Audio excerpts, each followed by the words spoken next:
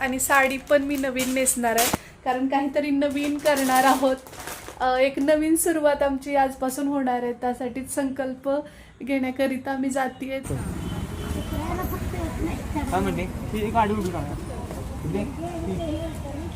माझा चालता माझा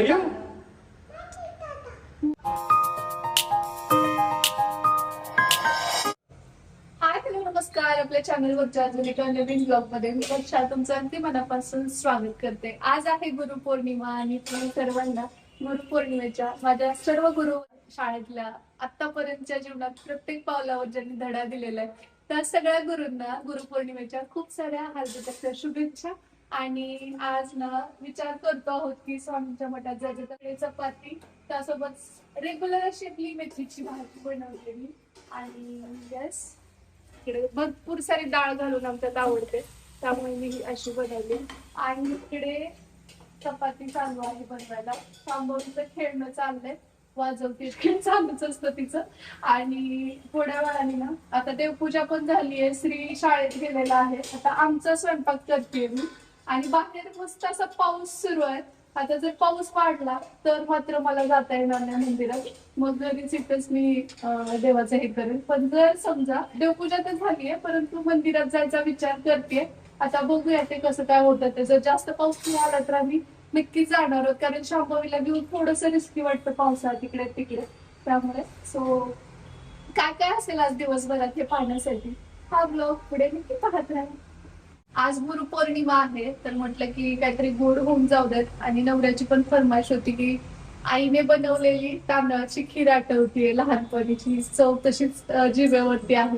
असं म्हटलं करूया आपण. इकडे तांदूळ जे आहेत ना तर ते धुवून स्वच्छ हे करून घेतलेत. नंतर ना आता हे मिक्सरला मी वाटून घेते.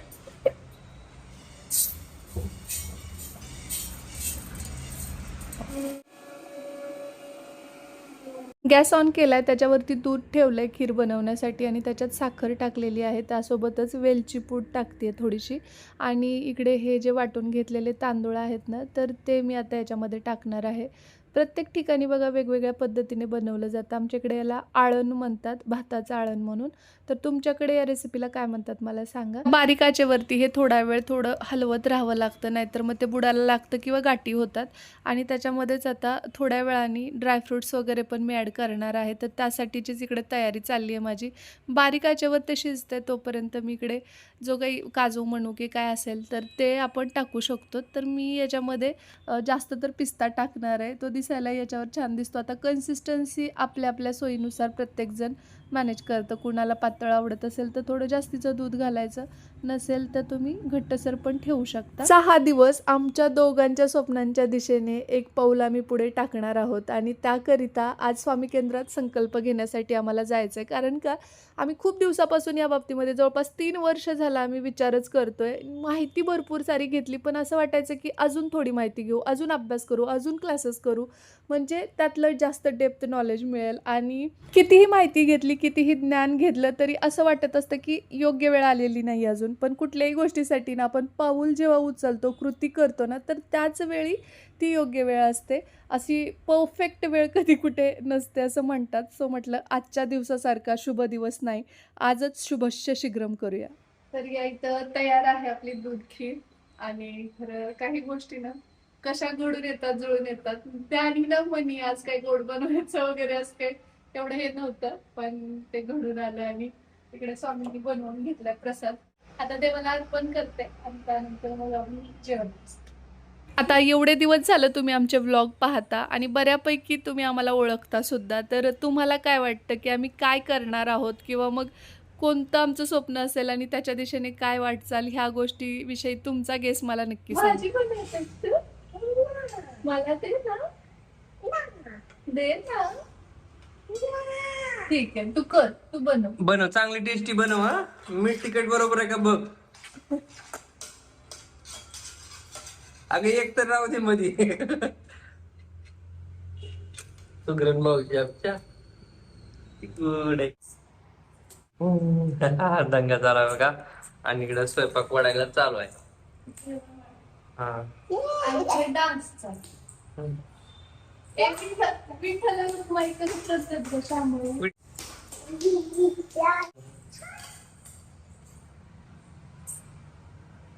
त्यानंतर बाकीचा सगळा स्वयंपाक वगैरे झाल्यानंतर आम्ही जेवायला बसलोत आणि इथं दिसत असेल तुम्हाला तर मस्तपैकी मेथीची भाजी, चपाती आणि आळण आहे आजच्या जेवणामध्ये. सो आता आम्ही जेवण वगैरे करून घेतो आणि शांभवीचं इकडं तिकडं पळणं सतत चाललेलं असतं. आणि पूर्वी श्री शाळेत गेला ना की घर इतकं शांत असायचं, पण आता घराचं गोकुळ होऊन गेलंय, नुसतं छुमछुम आवाज येत असतो. तर बघा, लहानपणीची आठवण पुन्हा जागृत झालेली आहे. मी सहज म्हणलो होतो, बायकोने मस्त खीर बनवलेली आहे आणि सेम आई जशी बनवते ना तशी झालेली आहे. मला वाटलं नव्हतं की प्रॉपर ती सिस्टीम वगैरे जमल, कारण कसं त्याच्यामध्ये तांदूळ किती बारीक करायचा, काय करायचा किंवा कसं, तर एकदम सेम झाली आहे. मला ती लहानपणीची आठवण आली बरं का. खूप छान, मस्त.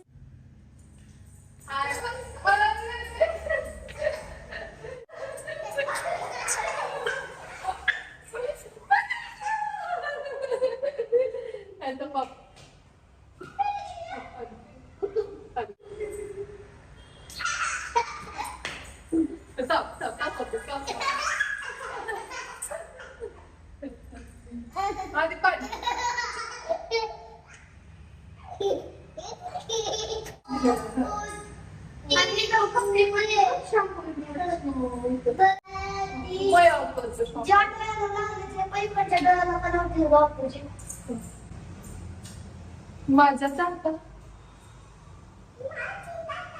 माझा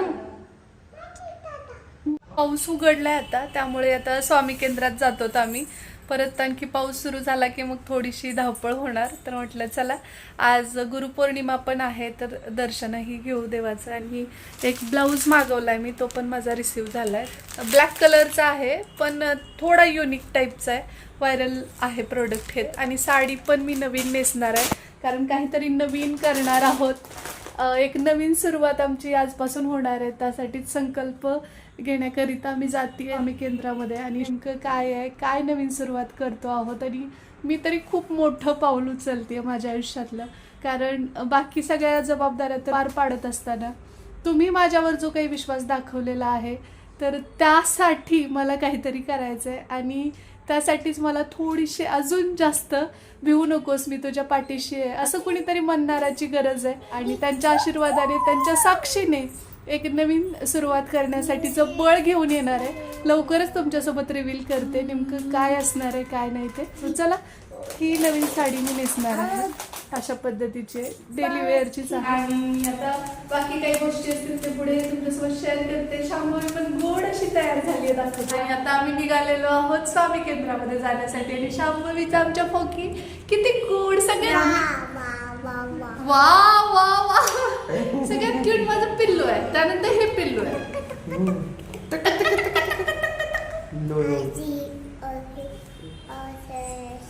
चला आता निघालोय आम्ही स्वामींच्या दर्शनासाठी. ही नवीन साडी नेसली आहे मी, कशी वाटतेय सांगा. आणि शांभवी खूप गोड दिसतीये सध्या, कारण तिने जी फ्रॉक घातली आहे ना ती तिला खूप खुलून दिसते. आणि त्याहून भारी सगळ्यात छान आमचा श्रीकृष्ण. शांभवीपेक्षा पण श्रीचे नाकी डोळे खूप नीटासे असं सगळे म्हणतात आमच्या नातेवाईकात. तुम्हाला काय वाटतं सांगा. तसं तर दोघं पण छानच आहेत. बंद केलेलं आहे गॅस. चलो जायचं. आलं बघा हे उंदीड मामा. कुठे कुठे कुठे चाललीस, कुठे? बाय. लिफ्ट चालू केली की तिला लगेच असतं बाय बाबा तुम्हाला, बाय. धरायचं नाही आता तिला. दादा बसला मग ती बसली आहे बरं. नाही, हाताला नाही पकडणार. नाही नाही, सोड सोड. हाताला धरत नाही. खूप मोठी झाली आहे असं तिला वाटतं. त्यानंतर मग आम्ही स्वामी केंद्रामध्ये येऊन पोहोचलोत. आणि तिथे बऱ्यापैकी गर्दी होती. अर्थात आजच्या दिवशी गर्दी ही असतेच, पूर्ण दिवसभर असते. तिथे गेल्याबरोबर मला आईची आठवण आली. तिथला उंबरटा आहे ना, तो त्या आजींना क्रॉसच करता येत नव्हता. त्या खूप प्रयत्न करत होत्या. त्यानंतर त्यांना असं धरून मी खाली सोडलं. आणि त्यानंतर त्यांना म्हटलं की आत्ता जाऊ शकताय ना, तर त्या बोलल्या की फक्त मला उंच आणि खाली खोल या दोन्ही गोष्टीचाच प्रॉब्लेम आहे. सरळ सपाट रस्ता असल्यास मी चालत जाते, काही प्रॉब्लेम नाही, आणि जवळच घर आहे म्हणून. सो छान वाटलं, एक आत्मिक समाधानही लाभलं. पण आईची पण तेवढीच जास्त आठवण आली. आणि माझ्यासमोर एक माझी आई इथे आहेच की. तर त्यानंतर मग आम्ही दर्शन घेतलं, मुलांना देवाच्या पायावर घातलं. आजपर्यंत ना स्वामींनी खूप भरभरून दिलंय आणि खूप समाधानी, सुखी आणि आनंदी आहे मी. त्या सगळ्यासाठी खरं तर खूप कृतज्ञ आहे, तुमचीही स्वामींचीही. आणि या सगळ्या प्रवासामध्ये मी कधीच स्वामी सेवेत नव्हते, पण त्यांनी मला, तुम्हाला माहिती आहे जुने व्लॉग माझे, आणि मी त्यावेळी ते सांगतही आलेली आहे. आणि जेव्हा केव्हा मी संभ्रमात असते, हे करू की नको, मी ह्या दिशेने पाऊल उचलायला हवं की नको, त्यावेळी माझं जे काही तुम्ही श्रद्धा, अंधश्रद्धा काय म्हणायचं आहे ते म्हणा, पण मला त्यांनीच मार्ग दाखवलेला आहे. आणि आजसुद्धा मला जो हवा तो संकेत त्यांनी दिला आहे. आणि आता या दिशेने काम करण्याचं, कष्ट करण्याची तयारी ही मी दाखवायला हवी, हे मला समजून चुकलंय. चला निघालोय आम्ही आता दर्शन घेऊन. खूप छान दर्शन झालं आणि पाऊस थोडाफार येतोय, पण एवढा पण मोठा नाही, है ना श्री? हो. किती सुंदर सजावट केली आहे रे. असं वाटतंय ना की पूर्ण मोगरा असल्यामुळे तिथे सगळीकडे सजावट मोगऱ्याच्या फुलांनी केली आहे. तुम्ही पाहिलं असेलच, इतका सुगंध येत होता ना. गाडी आपली श्री कुठे पार्क केली आहे? शांबा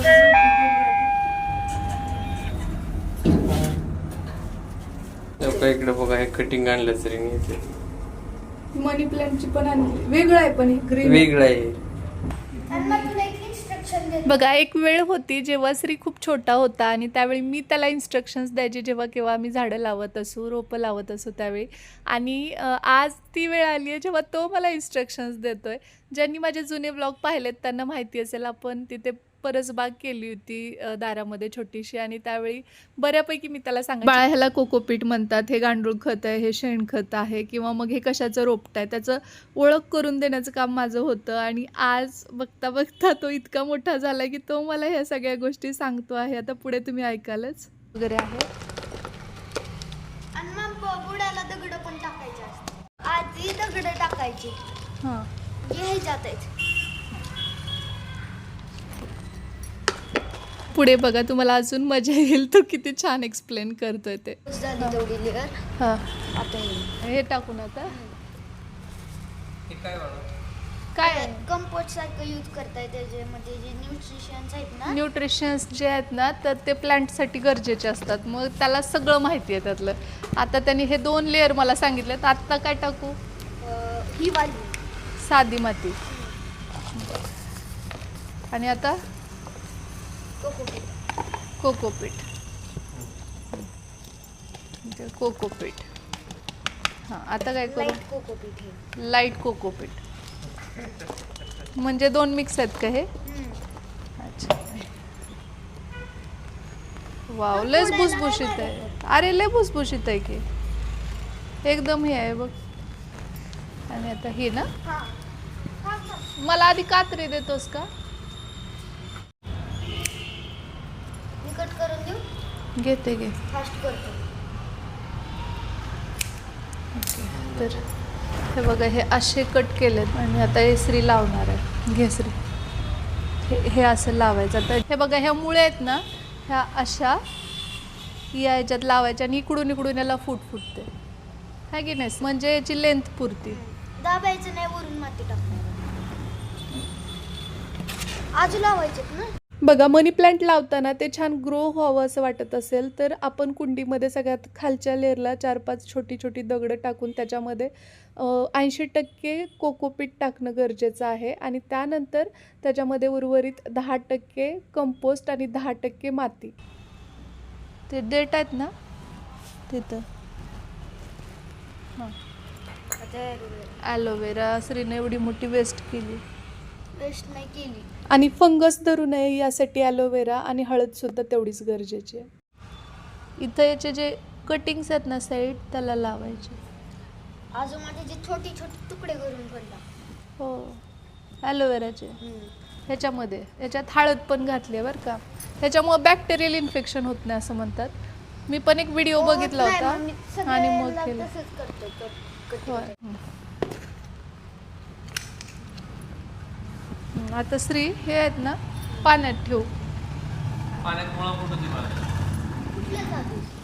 शांभवी झोपली आहे आणि चला आज तेच मी तुम्हाला म्हटलं की एक खूप चांगली नवीन सुरुवात करण्याचा संकल्प केला आहे आणि अपकमिंग तुमच्यासोबत शेअर करणार आहे. तर चला आपण भेटूया यानंतरच्या नवीन ब्लॉगसोबत. तोपर्यंत जय हिंद, जय महाराष्ट्र, जय जिजाऊ, जय शिवराय.